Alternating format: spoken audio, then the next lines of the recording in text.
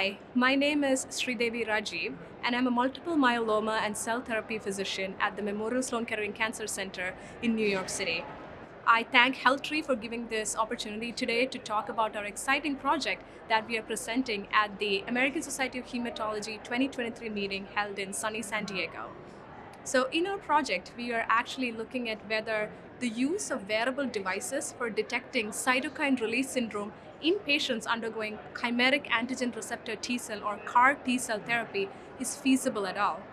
And we have some exciting data that I'm presenting as an oral presentation on Monday, December the 11th. So these are some abbreviated results of that, which I'm excited to share with HealthTree. Now, we designed an investigator-initiated trial at the Mount Sinai Hospital where I was doing my fellowship training with two questions in mind. A was, can we predict cytokine release syndrome in patients who are getting CAR T using wearable devices? Can we detect them earlier, and can we use some of this data to predict them?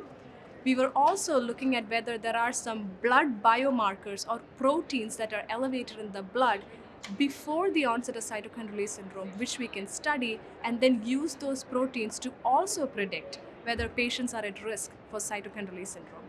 The overall goal of trying to predict and detect cytokine release syndrome early is with the hope that we can take CAR T therapy to the outpatient setting one day, and we hope that that one day will become soon. So at this meeting, we are presenting the results of the wearables portion of the investigator-initiated trial. We screened 34 patients. We had 28 patients enroll and actively complete monitoring while they were admitted for CAR T therapy in the hospital. So while they were admitted, we put the wearable device on them and we continuously captured vital signs data, and we looked at them retrospectively, meaning after the monitoring was done. So what we found was this. When compared to standard of care, which is nursing recorded vital signs, which is what happens in the hospital when you're admitted, and nurses take your vital sign, and then we detect changes consistent with cytokine release syndrome, which includes fever, low oxygen saturation or hypoxia, or low blood pressure or hypotension. The wearable device that was placed on the patients actually detected signs and symptoms of cytokine release syndrome in every single instance that nursing recorded cytokine release syndrome. And in addition to detecting cytokine release syndrome every single time, it also detected CRS much earlier than standard of care. So we analyze this data by two methods. One is by creating a threshold of 38 degrees Celsius, which is actually the definition of fever by the American Society of Transplantation and Cellular Therapy. So when we had the device pick up signals when temperatures breached 38 degrees Celsius, we found that the device was actually detecting fever around 22 minutes earlier than nurses first recorded fever.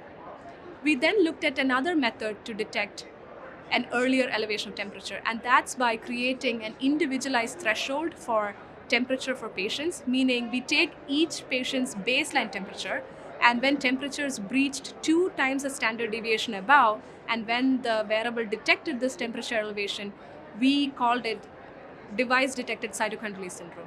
And to our surprise, the device detected these changes using this threshold method 184 minutes before nurses first recorded signs and symptoms of CRS. So overall, between these two methods, we saw that the device was continuously capturing vital signs and also detecting cytokine release syndrome as early as almost 3 hours before nurses first recorded fever.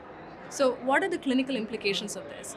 This means that if at all we were to take patients outpatient and patients were to be monitored at home after receiving CAR Ts in the clinic, what we can do is actually have them wear the wearable device continuously at home and monitor any changes in vital signs with our command center.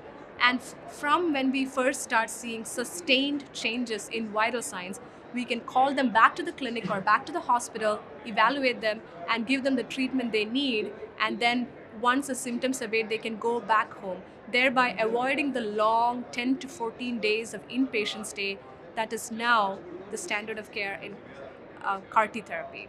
So our project is nearing completion. We are almost completing enrolling every single patient we want, and we hope to write up this project very, very soon. But these results are highly encouraging, and we think that there's a strong future of taking CAR Ts to the outpatient setting by continuous vital signs monitoring using wearable devices. The latter part of our investigator-initiated trial using blood biomarkers to predict cytokine to release syndrome is actively being studied, and we hope to complete that project soon. And our overarching goal is to have the CRS prediction index using both vital sign data from wearables, blood data from all the cytokine data that we are collecting, and overall build a prediction index in which we can actually, with the help of AI, predict which patient is at the highest risk for cytokine release syndrome, and thereby those patients can be monitored in the hospital, and those patients who are deemed to be a lower risk can be kept at home and be monitored after CAR T.